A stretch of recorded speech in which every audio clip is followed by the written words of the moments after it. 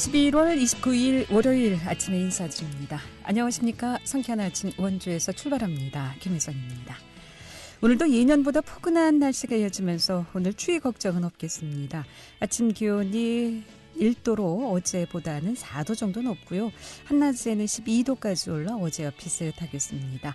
오늘 최저 기온은 영하 3도까지 떨어졌고요. 최고 기온은 16도로 이상됩니다. 원주 지방 현재 기온은 영하 1도입니다.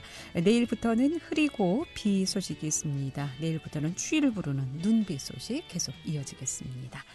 오늘 준비한 소식입니다. 지방선거가 1년도 채 남지 않은 가운데 기초자치단체장과 기초의원에 대한 공천제 논란은 여전한 것으로 나타나고 있죠. 오늘은 정당 공천제 이슈앤토크에서 얘기를 좀 나눠보도록 하겠습니다. 또 원주시가 장애인 지원을 위한 사업을 확대 추진하고 있습니다.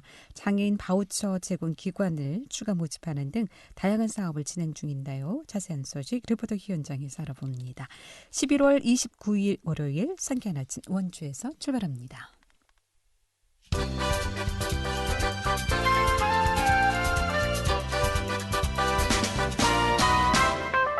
헤드라인 뉴스입니다. 내년 원주시 노인 일자리 사업일 39개 사업단에 총 5,428명 규모로 운영됩니다. 원주 시니어클럽, 노인종합복지관, 노인회, 시지회가 운영을 맡을 예정이고 총 198억 원이 투입됩니다. 내년에는 시니어 방역단, 버스 정류장 지킴이, 건강반장 등 3개 사업이 추가되며 이를 위해 원주시는 내달 6일부터 10일까지 지역별로 신규 참여자를 모집할 계획입니다. 전횡성 군민 대상 안전보험이 가스사고 피해 보상까지 확대됩니다. 횡성군은 기존 군민 안전보험 보장 항목에 가스 상해사고 사망과 후유 장애를 추가한 총 15개 항목으로 확대 가입했다고 밝혔습니다. 횡성에 주민등록을 둔 군민은 별도 가입 절차 없이 보험 혜택을 받을 수 있습니다. 영월군이 지난 24일 서울 금천구청에서 열린 2021년 민원 공무원의 날 행사에서 시, 군구 원스톱 민원 창구 우수기관에 선정돼 행정안전부 장관상을 수상했습니다. 영월군은 민선 7기 출범 이후 수요자 중심의 원스톱 민원 행정 서비스 강화를 위해 신속 허가 처리과를 신설했으며 찾아가는 이동 민원실 운영 내수라와 사전 심사 청구 제도 활성화 등에서 호평을 받았습니다. 헤드라인 뉴스였습니다.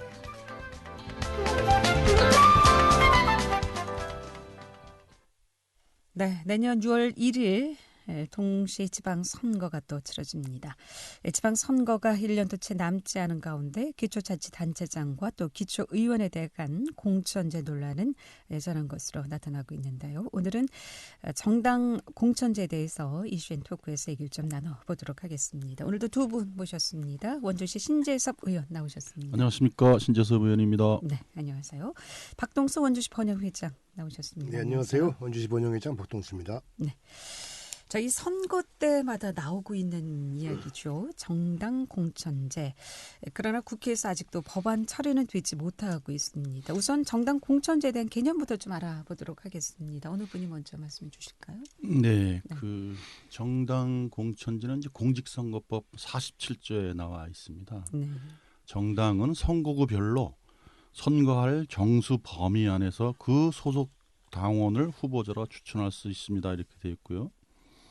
이게 이제 정확하게 시행됐는지는 저도 잘 모르겠습니다만 하여튼 기초단체장은 1995년부터 실시를 했고요. 그러니까 민선 1기 시작할 때부터 그렇습니다. 역선해봐야 되는데 네. 그다음에 이제 기초의원은 2006년부터 시행했고요. 그 이후로는 이제 지역에 유능한 인재를 발굴하고 정당의 책임 정치 실현에 구현하겠다 이런 목적을 가지고 정당 공천제를 실시하고 있습니다. 네. 그런데 이 찬반 논란 양상이 상당한 것으로 알고 있습니다. 이에 앞서서 지난 6월쯤인가요? 이 지방선거 공천제 관련한 그 설문조사가 있어서 잠깐 좀 알아보면은 이 강원도지사와 강원도 의원 선거에 대한 정당 공천 필요성에 대해서는 이제 필요하다라는 응답이 한 76%, 62% 이제 절반을 넘었지만 기초자치단체장과 기초의원 선거에서는 폐지해야 된다는 응답이 상당히 좀 높았다 이런 결과가 있습니다. 그러니까 응답 응답자의 한 56.7% 절반 이상이 좀 폐지해야 된다라는 의견입니다. 그러니까 이제 도지사, 도의원 선거하고 자치단체장, 시장 군수, 시군 그 의원하고의 좀 차이가 있다라고 볼 수가 있겠는데요. 이 현재 정당 공천제 폐지 논의 어떻게 좀 진행되고 있습니까, 번영 회장님? 예, 이제 폐지론이 나오게 된 것은 문제점 때문에 그렇죠. 예. 예, 정당 공천제가 전면적으로 시행할 때가 이제 2006년도가 이제 기초선거까지 그때인데 그때 당시에는 이제 지방에 누구나 정당 추천 없이도 선거에 출마할 수 있다 보니까 뭐 소수자 또 여러 명이 너무 많이 후보자로 나오는 그런 현상, 네. 또 현직 위주의 유리한 점, 뭐 이런 부분들에 대한 뭐 이유 때문에 정당 공천제 또 정당 공천제가 도입하게 된 것이 어떤 지역의 토우 세력들의 어떤 그 난립 뭐 이런 것 때문에 이제 도입을 했는데 그 이후에 폐단이 더욱 많이 나타나는 것이죠. 특히 이제 그 지방 기초 선거에서의 공천 문제, 정당에서 공천 받은 후보자가 후보자로 선거에 본선을 나가야 되는 그런 상황에서 결국에는 정당의 공천을 받아야 되기 위해서 지역 국회의원 내지는 지역 당협위원장에게 충성을 해야 되고 일종의 또 줄서기를 해야 되고 또 중앙 정부의 정당에 예속이 돼야 되고 이런 여러 가지 이제 문제점들이 많이 나타나는 것이죠. 예, 그러다 보니까 굳이 기초 선거에서까지 정당 공천을 해서 후보자를 내세워야 되냐 이런 현실적인 문제점들이 많이 나타나게 된 것이죠. 그러니까 집권당이 또 어느 당이냐에 따라서도 좀 많이 뭐 이제 그럴 수도 의견이 있겠고요. 달라질 어쨌든 수 있을 것 그 같습니다. 후보자가 되기 위해서는 정당의 공천을 받아야 되니까 네. 공천권을 이제 쥐고 있다는 지역 국회의원 또는 당협위원장의 눈치를 안 볼 수가 없는 그런 상황이 되는 것이죠. 네. 의장이나 부의장 또 상임위원장 같은 타이틀은 이제 지방선거에서 무시할 수 없는 강점이기도 할 텐데 어떻습니까? 좀 뭐 앞서도 제가 통계 뭐 여론조사 잠깐 말씀드렸습니다만은 좀 각각 좀 다른 의견이 있는 것 같죠.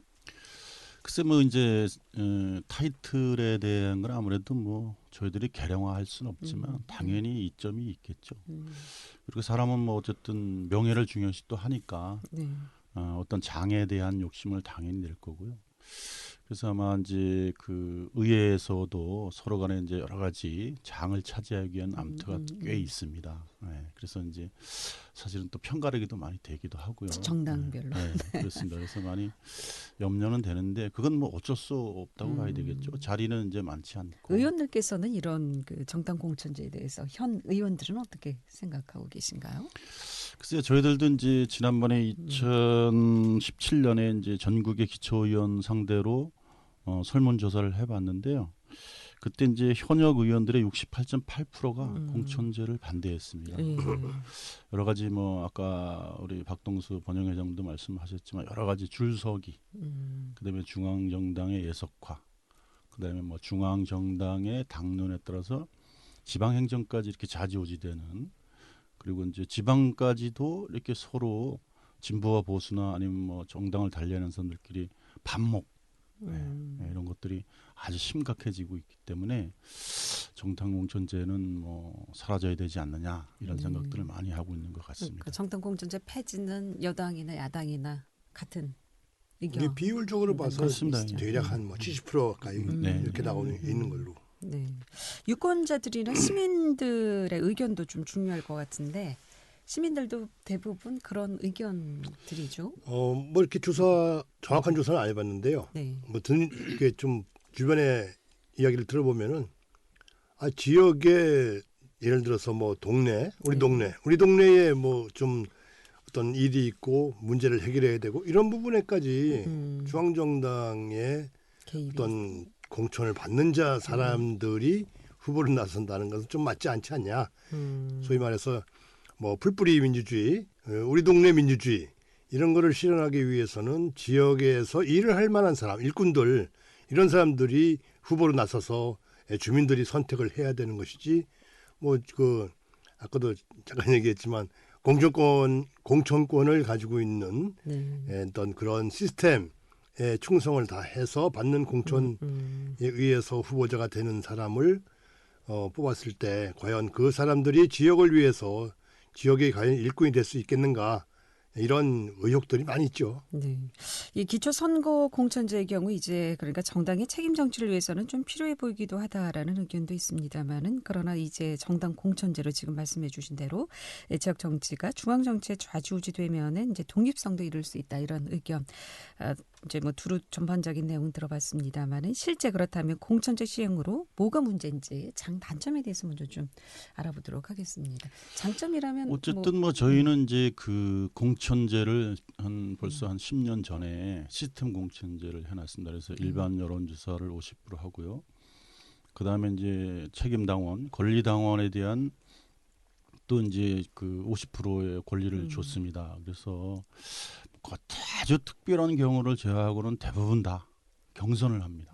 경선을 해서 뭐 지방 의원 같은 경우는 이제 다득점자가 이제 앞순위를 받게 되고 국회의원 같은 경우는 이제 당연히 이제 후보가 되는 그런 과정을 거치고 있기 때문에 우리는 이제 뭐 어떤 중앙당에 뭐 예속되거나 이런 거에 대해서는 크게 염려를 하지 않습니다. 다만 이제 뭐 서로 간에 이제 동지고 한 정당원의 소속이기 때문에 서로 이제 그 선거의 시기가 다르지 않습니까? 총선이든 지방선거든. 그러니까 서로 도와주는 개념이죠. 상부상조를 하고 있고요. 그래서 이제 뭐 중앙정당에 예속된다 이렇게 저희들은 생각하지 않는데 많은 또 언론들이 이제 그렇게 표현을 하셔요. 그래서 이제 일반 시민들도 그렇게 느끼는 것 같고 저희들은 뭐 공천제에 대한 불만이 우리 당에서는 크게 많지는 않은 것 같아요. 네. 예, 우리 당은 특히나 이제 젊은 의원들도 많이 들어오시고 이런 분들은 뭐 공천제가 없으면 들어오기가 상당히 어렵다고 봐야 되는데 상대적으로 저희는 이제 그런 의원들이 들어오셔서 또 자기 역량을 많이 발휘하고 있기 때문에 그분들은 공천제를 유지하기를 희망하고 있는 분들도 꽤 계십니다. 네. 그렇다면 이 공천제 뭐가 문제일까요, 분영위원장님? 어떤? 제일 중요한 것은 이제 공천권 문제죠. 네. 누가 후보자가 되냐 이 문제인데 공천권은 사실상 뭐 지역 국회의원이나 지역 당협위원장들에 의해서 많이 좌지우지되는 것이 현실이고요. 네. 그래서 뭐 공천받으면 당선이다. 뭐 이런 얘기까지 나오고 있는 현실이죠. 그러다 보니까 그 측근에 있는 사람들이 공천을 받을 가능성 이런 걸 또 배제할 수도 없고 그러다 보니 그 후보자의 자질 문제 또 많이 나오게 되겠죠. 또 기초단체장, 시장 군수와 지방의회 다수당을 차지하는 의원들이 같은 당일 경우에는 이거 뭐 견제를 할 수 있는 게 아니라 오히려 도움을 주는 그런 의회가 되고 있는 것이 또 현실 문제죠. 그런 문제를 또 배제하기 위해서도 기초선거에서는 정당 공천이 꼭 필요하지 않다. 그리고 이제 또 이어서 공천 문제 이런 건 관련돼서 부패 문제 뭐 이런 문제들이 끊임없이 이제 얘기가 나오는 것이고요. 가장 중요한 것은 지역 주민의 생활 문제를 도외시한 채 중앙 정당에서 지시하는 사항, 또 중앙 정당에서 추구하는 정책의 일종의 하수인, 신분군, 뭐 또 인원 동원용, 뭐 이런 식의 그런 폐해가 많이 발생하다 보니까 실질적으로 주민들을 위한 풀뿌리 민주주의를 위해서는 공천제가 필요하지 않다. 이런 이야기들이 계속 나오는 거죠. 네. 이런 지적도 있습니다. 그러니까 국회의원 같은 경우 이제 기초자치단체장에 대한 영향력이 무시 못하니까 서로 이제 공천 은혜를 입은 단체장 등은 총선 때 이제 어떤 방법을 동원해서라도 이제 은혜를 갚는다라는 차원에서 업무 추진비, 홍보비, 교육비, 포괄사업비 등 각종 명목으로 이제 국회의원 선거를 돕는 생색 내는데 세금이 지원되는 부분. 이제 그런 부분들이 결국에는 공천제랑 관련된 부패 문제로 우리가 해석을 할 수 있겠죠. 글쎄 이제 그게 그렇게 부패를 볼 수 있을 거냐 아니면 이제 자치단체장의 업무 추진비는 다 법적 범위 안에서 사용할 수 있습니다. 그 외에 사용하게 되면 뭐 처벌을 받습니다. 그렇기 때문에 거기 그리고 이제 우리 집행부에 많은 공무원들이 계시고 선출직은 딱 한 분이에요. 그 밑에서 보좌하시고 그러시는 분들이 다 문제가 있는지 없는지 확인을 하고 이렇게 여러 가지 예산을 사용하지 선거에 이렇게 하지는 않는다고 네, 보고요. 그러니까 아무래도 가장 큰 문제점은 중앙당과 이제 지역 국회의원의 눈치를 자치단체장이 이제 봐야 된다는 거. 네, 풀뿌리 민주 정치가 좀 힘들다. 이런 부분들에서 아마 가장 많이 지적이 되고 있지 않나 싶습니다. 자, 그렇다면 이 정당 공천제를 폐지할 경우 이에 대한 대안도 좀 필요할 것 같은데요. 어떤 대안이 좀 있을 것으로 보십니까? 네, 결국에는 이제 후보자를 선정할 때 또 후보자가 나올 때 어떤 후보자가 나올 수 있는지 그런 시스템을 만들어야 되겠죠. 네. 그러다 보면은 어떤 시민단체들의 어떤 정치 참여를 통해서 후보자를 세우는 방법, 또 공직선거가 공정하게 관리되기 위해서 선거관리위원회가 좀 공정하게 참여하는 방법, 또 후보자들에 대한 후원의 가능성을 열어줘서 어떤 정치 자금에 대한 공개적으로 일정한 범위 내에서만 사용할 수 있는 그런 방법들, 이런 방법들 여러 가지 생각할 수 있겠죠. 네. 신재수 의원께서는 어떤 대안이 좀 지금 우리가 공천제를 폐지한다고 해서 큰 어려움이 있을 거라고 생각하지는 않습니다. 왜냐하면 제 생각에는 이렇게 되면 이 후보자들이 우후죽순 너도 나도 다 나오지 않을까 이런 생각이 지역을 좀, 위해서 봉사하시던 분들이 나오는 거라고 보시면 됩니다. 네. 그리고 이제 우리 이제 국민들이 이제 시민들께서 여러 해 동안 선거를 치러 보셨기 때문에 변별력을 당연히 가지고 계시다 이렇게 저는 보고요. 그동안에는 어쨌든 이제 정당 공천제이기 때문에 특정 정당을 지지하는 사람은 이제 자기 후보를 당연히 찍고 아예 보지도 않고 상대방 후보도 잘 안 봅니다. 봐야 될 이유가 크게 없었으니까요. 근데 이제 공천제가 폐지가 되면 우리 지역을 위해서 일할 사람이 누군지 당연히 보게 되겠죠. 시장이든 정당 관계없이. 그렇죠. 네. 당연히 보고 뽑아야 될 거 아닙니까? 10명이 나오든 뭐 5명이 출마를 하시든 간에 시장이든 아니면 지방의원들은 당연히 우리 지역을 위해서 일할 분들을 찾으려면 그분의 경력과 이력을 보고 그분의 도덕성도 보고 뭐 이렇게 하지 않겠습니까? 그래서 실질적으로 공천제가 폐지가 되면 우리 시민들께서는 진짜 우리 지역의 일꾼을 잘 뽑고 특히 이제 뭐 공보문이나 이런 것들을 찾아보고 그다음에 민심의 향배도 좀 보고 이렇게 하지 않을까라는 생각이 들어요. 그래서 공천제가 폐지되면 긍정적인 효과가 더 있지 않을까 저는 이렇게 생각을 합니다.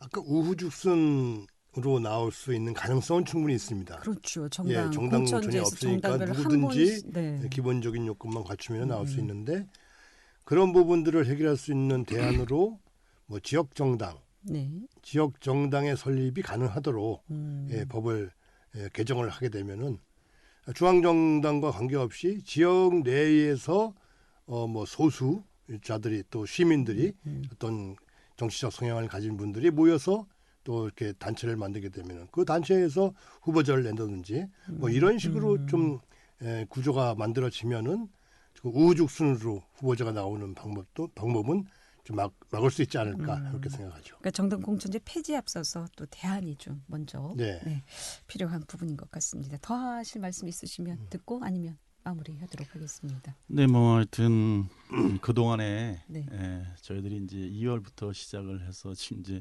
11월 말인데요. 거의 1년 동안 하셨죠. 그렇습니다. 근데 안타깝게도 이렇게 방송을 들으신 분들이 많은 것 같지는 않아서 안타까움이 좀 있습니다. 아니 많습니다. 근데 이제 두 분 내년에 이제 시장 출마설도 있고 선거법에 의해서 이제 오늘로 마지막 시간이 될 것 같고 앞으로도 지역 사회를 위해서 많은 활동 기대해 보도록 하겠습니다. 뭐 하여간 오늘 주제랑 관련돼서 결국에는 뭐 지금 우리 1년밖에 안 남은 1년도 채 않는 6개월 남았죠.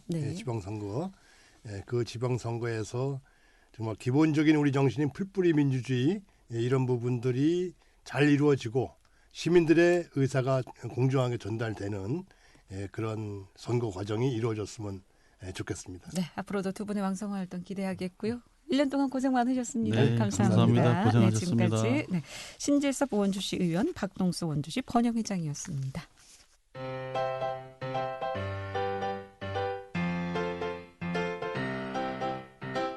KBS 원주방송국이 유튜브 다시 듣기 서비스를 실시합니다. 매일 아침 강원 영서남부권의 뉴스와 정보를 전해드리는 상쾌한 아침 원주에서 출발합니다는 KBS 원주 라디오 유튜브 채널을 통해 다시 들을 수 있습니다.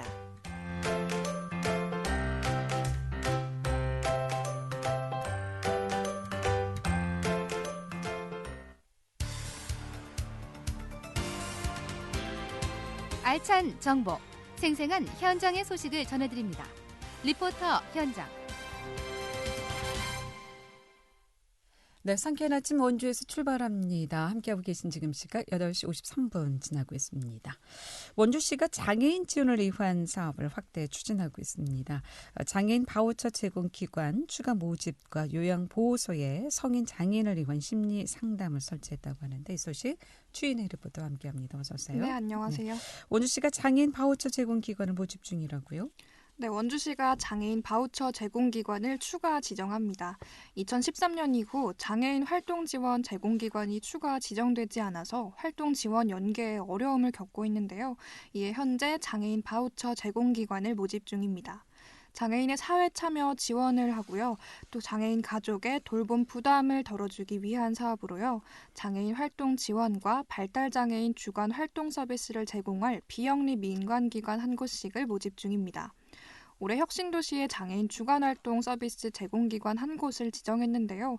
지정지역과 문막지역에 거주하는 장애인이 늘어나면서 한 곳을 추가 지정하려고 합니다. 장애인들에게 꼭 필요한 가사 지원, 치료와 재활훈련 동행, 사회활동에 관한 서비스를 제공하는데요. 장애인 가족의 돌봄 스트레스를 완화하는 역할을 합니다. 신청을 원하는 기관은 원주시청 경로장애인과 장애인 복지팀으로 문의하면 됩니다. 원주시청 경로장애인과 김명선 팀장 이야기입니다. 이번에 선정하게 되는 바우처 제공기관은 장애인 주간활동센터 1개소와 장애인 활동보조 서비스 제공기관 1개소를 충원하는 것입니다. 장애인 활동보조 서비스 제공기관의 경우 지금 현재 3개의 제공기관이 제공인력 592명, 장애인 902명에게 서비스를 제공하고 있는데 2013년 이후에 제공기관이 충원이 없었어요. 그래서 각 기관별로 대기 중인 장애인이 굉장히 많이 있어서 활동보조 서비스를 원활하게 제공하고자 충원하게 됐습니다. 본인의 의지와 상관없이 장애로 인해서 많은 불편을 겪고 있는 장애인이 이제 장애인이나 그 장애인 가족 모두 우리 이웃입니다. 그래서 장애인도 비장애인과 똑같이 일상생활을 영위할 수 있도록 많은 관심을 가져주시고요. 이번에 모집하고 있는 주간활동센터나 장애인 활동보조기관 운영에 관심이 있는 법인이나 단체에 적극 참여도 당부드리겠습니다. 원주 꿈꾸는 나무 장애인 주단계 보호소는 성인 발달장애인의 심리안정 지원을 위한 기관인데요. 지난 11월 1일 심리안정실을 마련했습니다. 의사소통에 어려움을 겪는 중등 장애인에게 편안한 환경을 제공하고 장애인들이 즐거움과 행복을 느낄 공간이 될 것으로 기대되는데요. 꿈꾸는 나무 장애인 주단계 보호센터 이명숙 센터장 이야기 들어보겠습니다. 심리안정실이라고 하면 발달 장애인들이 의사소통이 안 되는 분들이 많아요. 그래서 저희 기관 같은 경우도 한 80% 정도는 언어적 의사소통이 안 되거든요. 그래서 그분들을 위해서 편안한 청각, 시각, 후각 이런 것들을 다 오감을 이용해서 안정을 취할 수 있게 공간을 마련하는 거예요. 주로 이제 발달장애인은 체험을 하지 않으면 이해하는 것이 굉장히 어렵기 때문에 현역사회에 나가서 직접 경험하는 활동들을 많이 하고 있습니다. 원주 시민분들께 부탁드리고 싶은 거는 저희가 현장에 나갔을 때 조금 다르더라도 따뜻한 눈길로 봐주시고 이해해 주시고 또 저희 직원들이 나가서 활동하는 것에 어렵겠구나 이렇게 공감하고 도와주셨으면 합니다. 네. 얼마 전 강원도는 장애인 자립 지원을 위한 선언도 했다고요? 네, 강원도는 24일 도청에서 장애인 탈시설 자립생활권과 이동권 보장을 선언했습니다. 이를 위해 장애인들이 집단 수용시설을 벗어나 독립된 공간에서 생활할 수 있도록 자립지원 주택을 마련합니다. 또 장애인을 위한 공공 일자리도 확대하는데요. 장애인들의 이동권 보장 정책으로 저상버스 확대와 휠체어 탑승 가능 차량 확충 사업도 함께 추진됩니다. 원주시의 장애인 바우처 제공기관 모집 소식과 원주 장애인 보호센터 꿈꾸는 나무의 심리안정실 소식에 많은 분들의 관심 이어지면 좋겠습니다. 네, 강원도와 원주시 차원의 장애인 지원 확대 소식 추인의 리포터였습니다. 잘 들었습니다. 네, 감사합니다. 11월 29일 월요일에 보내드린 KBS 원주 방송국 상쾌한 아침 원주에서 출발합니다. 오늘 순서 여기까지입니다. 구성 문수연, 엔지니어 김한나, 제작 진행의 김혜정이었습니다. 안녕히 계십시오.